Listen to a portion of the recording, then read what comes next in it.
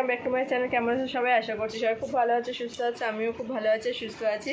তো চলে এসেছি নতুন আবার একটা ভিডিও নিয়ে। আর এখানে দেখো ঐশানী ব্যাগ ট্যাগ নিয়ে একদম পুরো রেডি। এখানে সব রেডি, এখানে আমিও রেডি হয়ে গেছি। আর অ্যাকচুয়ালি যাচ্ছি হচ্ছে আমার বাপের বাড়িতে। গতকাল ভাইকে গিয়ে রেখেছিলাম, ভাইয়ের প্রচণ্ড জ্বর এসছে। আজকে 2-3 দিন হলো জ্বর কমছে না, প্রায় 102-3। কালকে লাস্ট গতকাল ছিল 104-এর মতন জ্বর ছিল। তা ডাক্তার দেখিয়েছে, ডাক্তার বলছে এই ওষুধে যদি না কমে ডেঙ্গু টেস্ট করাতে বলেছে। তো ফোন করে মার কাছে শুনলাম যে মা বলছে না আজকে একটু ঠিক আছে। এবার মায়েরও আবার জ্বর এসছে। মা এরকম ভাইকে 2-3 দিন ধরে দেখাশোনা করছে, পাশে গিয়ে একটু মানে যাই হোক মাথা জলপট্টি দেওয়া শুচ্ছে পাশে গিয়ে। তো ওই জন্য মায়ের তো জ্বর এসছে, মা বিছানা থেকে উঠতে পারছে না। গতকাল আবার ঐশানীর শরীর খারাপ হয়েছে, ঐশানী পড়তে গেছে আর পেটের মধ্যে ব্যথা করছে। যখন পড়তে যাচ্ছিলো তখনই পেটে হালকা হালকা ব্যথা করছিলো। তো পড়তে গেছে, ওখানে আন্টির ফোন থেকে আমাকে পরে ফোন করেছে, ফোন করে বলছে মা আমার শরীরটা খুব খারাপ লাগে, তুমি এসে নিয়ে যাও, পেটে ব্যথা। তা পেটে বাড়িতে নিয়ে এসেছি, পেটে ব্যথা, বমি, তারপরে যাই হোক এরকম খুব শরীরটা খারাপ ছিল। গ্যাসের থেকে জ্বরও চলে এসেছিলো ঐশানীর গতকাল। তো সুখদেব গিয়ে ডাক্তারখানায় গেছে, গিয়ে ঐশানীকে নিয়ে যায়নি, ও গিয়ে ডাক্তারের কাছে বলেছে যে এরকম প্রবলেম হচ্ছে। তো ডাক্তার গ্যাসের ওষুধ দিয়েছে, জ্বরের ওষুধ দিয়েছে। তা জ্বরের ওষুধটা আর কি খাওয়াইনি, কারণ জ্বর অতটাও ওঠেনি জ্বরটা। তাই এদিকে গ্যাসের ওষুধটা খাওয়ানোর পরে এখন ঐশানীর শরীরটা একটু ঠিক আছে। সকাল উঠেছি, উঠে তা ঐশানীকে স্কুলে পাঠায়নি। তা মা ফোন করে বলে এরকম শরীর খারাপ। মা বলছে আসতে হবে না। তাই এরকম কি যে আমার যখন শরীর খারাপ হয় আমি তো মায়ের কাছে চলে যাই, তা মাকে তো সেভাবে করতে পারি না, দেখাশোনা করতে পারি না। তাই মাকে বললাম তুমি চলে আসো আমাদের বাড়িতে। মা বলছে আমার তো শরীরটা খুবই খারাপ, নাহলে আমি যেতাম। ঠিক আছে। তো সকালবেলা উঠে এদিকে বিছানা টিছানা সব পরিষ্কার করে নিয়েছি, ঝেড়ে পরিষ্কার করে নিয়েছি। আর ওদিকে হচ্ছে গিয়ে রান্নাও সকাল উঠে করে নিয়েছি। বিছানা যতই ঝাড়ি বালি ভাবটা কিন্তু বিছানা থেকে যায়নি। তো চলো, আমি এখন বাজে সকাল 10:30, না কটা বাজে, 10:30 বাজে না, 9:57 বাজে। ঠিক আছে। তো চলো, ওইদিকে আমি রান্নাবান্না হয়ে গেছে, এখন বাইরের দিকে যাওয়া যাক।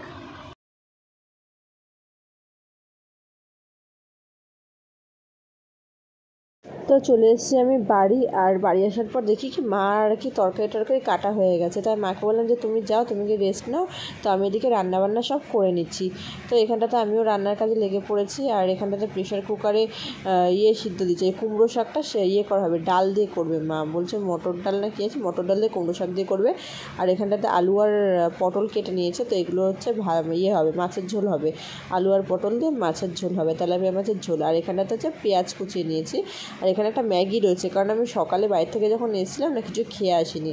তো ঐশানীতে এসে এখানে নানপুরি খেয়েছে, আর আমি এখানে এখন করছি ম্যাগি। তো ম্যাগি খাচ্ছি, খেয়ে নেবো এখন আর কি। আর এদিকে আমার রান্নাবান্না সব হয়ে গেছে, শুধু মা হচ্ছে মটর ডালটা করেছে। হ্যাঁ, মা মটর ডালটা বলছে তুই পারবি না শাক দিয়ে রান্না করতে, তো মার জন্য মা মটর ডালটা করেছে। আর এখানে ঐশানী দেখো আমাকে হাতে মেহেন্দি পরিয়ে দিচ্ছে রং দিয়ে। তো আমি তাই বলছিলাম যে দেখ এই আঙুলে এইভাবে পরাবি। ও বলছে ঠিক আছে। এবার ওর মতন করে করাচ্ছে, আমি বলছি ঐশানী সেই সুন্দর হয়েছে। ঠিক আছে। তো এখানটাতে হচ্ছে ঐশানীকে মেহেন্দি পরিয়ে দিয়েছে আর কি রং দিয়ে। আর এই দেখো এই যে মেহেন্দিটা ঠিক এরমভাবে পরিয়েছে আমার আঙুলে, সব আঙুলে এরমভাবে রং করে দিচ্ছে। আমি বলছি তুই এটা মেহেন্দি পরাচ্ছিস? বলছে হ্যাঁ। তো ওর মতন করে করছে। আমি বলে দিয়েছিলাম একটু যে তুই যদি মেহেন্দি পরাচ্ছিস তো এরকমভাবে করে দে। বলছে হ্যাঁ মা, এই বুদ্ধিটা আমার মাথায় ছিল যে আমি তোমার হাতে এরকম করে দেবো। তো দেখো মেহেন্দি পরিয়ে দিয়েছে ঐশানী। ভাত বসিয়ে দিয়েছি এখন, ভাত বসিয়ে দিয়েছি। আর আমি একটু পরে স্নান করে আসবো। আর শাকের ডাল করতে হবে, মটর ডাল দিয়ে শাক দিয়ে করতে হবে। আমি মাছের ঝোলটা করেছি, ভাত বসিয়েছি। আর দেখি দাঁড়া। আর হচ্ছে গিয়ে নাকটা সুরসুর করছে, কয়বার হাঁচি হয়েছে? হাঁচি হয়নি। তো হচ্ছে গিয়ে ওইদিকে আর কি এখন হচ্ছে মাকে বলে, মা বলছে আমি করবো মটর ডালটা। যে তুমি তো তোমার তো শরীর ভালো না, তুমি পারবে না, তো আমাকে বলে দাও কীভাবে করতে হবে, আমি সেভাবে করবো। তো দেখি এখন মা কি বলে, মা করে না ওটা আমি করবো। মার এসে দেখি শরীর খুব খারাপ, মা শুয়ে বসে কাজবাজ করছে। আর ওদিকে ভাইয়েরও শরীর ভালো না, ও দুর্বল হয়ে রয়েছে শরীরটা। আর এখানে ঐশানীর মতন কাজ করছে। ঠিক আছে। এসে ম্যাগি খেলাম, দেখলেই তো তোমরা। আর আমি নান খেয়েছি, ঐশানী নান খেয়েছি। হয়ে গেছে এই দেখো। ঠিক আছে, এই যে মেহেন্দি করে দিয়েছি ঐশানী হাতে। দেখো এখানে ড্রয়িং করেছে কত সুন্দর, গোলাপ ফুল আর হচ্ছে গিয়ে পদ্ম ফুল। আর এখানে ইন্ডিয়ার পতাকা, আর কি বাংলাদেশের পতাকা। কত সুন্দর করেছে, এঁকেছে।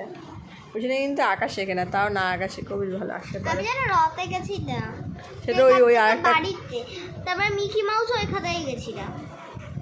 সেটা তো ওই বাড়িতে রয়েছে। চোখ মুখটা শুকনো শুকনো লাগছে। এই যে এখানে হচ্ছে রসুন সোমবারে দিল, আর হচ্ছে কালো জিরা, কালো জিরা দিয়েছে, আর শুকনো লঙ্কা দিয়েছে, আর এখানে মটর মানে কুমড়ো শাক দিয়ে করেছে, তো কুমড়ো শাকটা দিয়ে দিল, আর এদিকে মটর ডালটা এই যে দিয়ে দিল, গোটা গোটা করে আর কি মটর ডালটা করেছে। তো মা বলছে আমি রান্নাটা করি, তুই দেখে নে, তো পরে আমাকে করে এরমভাবে খাওয়াবি, কারণ তুই পারবি না করতে।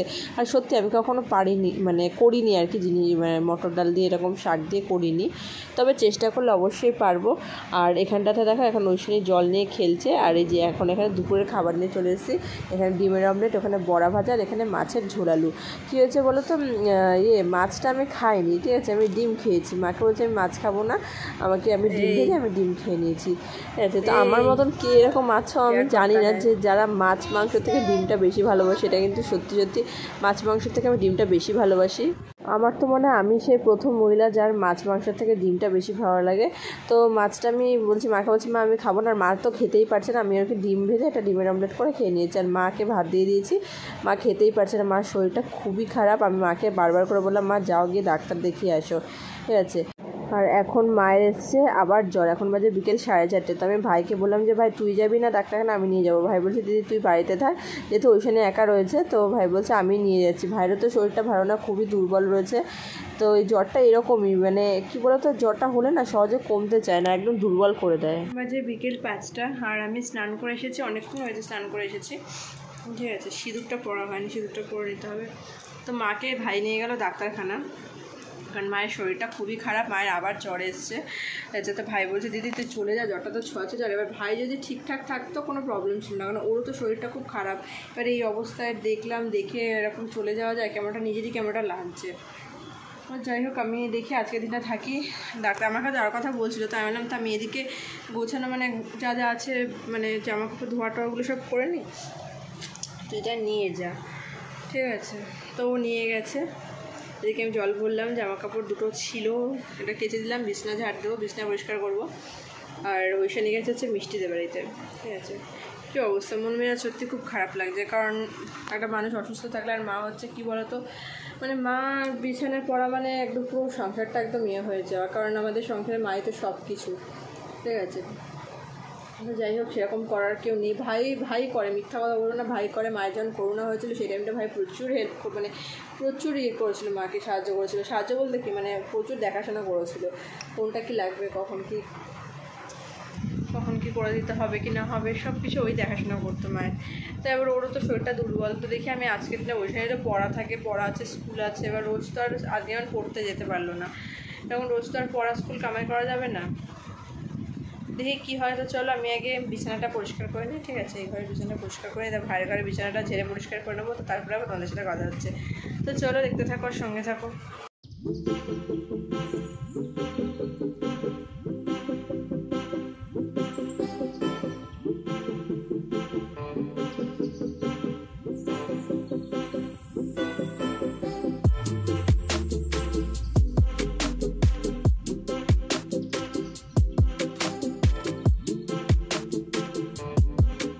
বাজে সন্ধে 6টা। তো এখন এখানে মায়ের জন্য আর ভাইয়ের জন্য করছি চা, আদা দিয়ে চা করে দিলাম আর কি।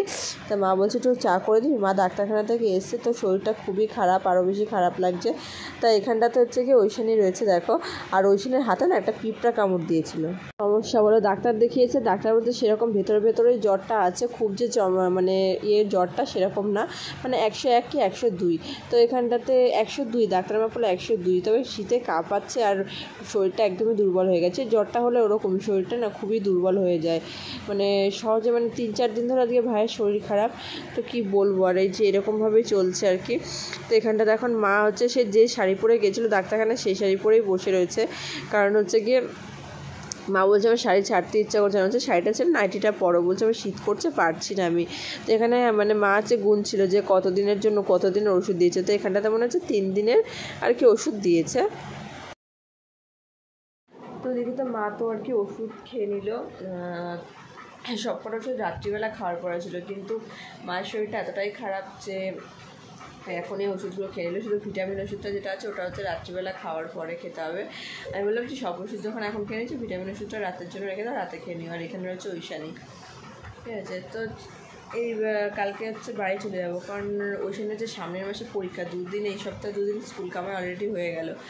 আর ওদিকে হচ্ছে তোমার পড়া রয়েছে, স্কুল রয়েছে না, ওরকম স্কুল ছুটি করে থাকাটা যায় না, পড়াও রয়েছে। তো ফোনে আর কি যে শুনে নেবো যে কীরকম আছে কি না আছে, ফোন করেই শুনতে হবে।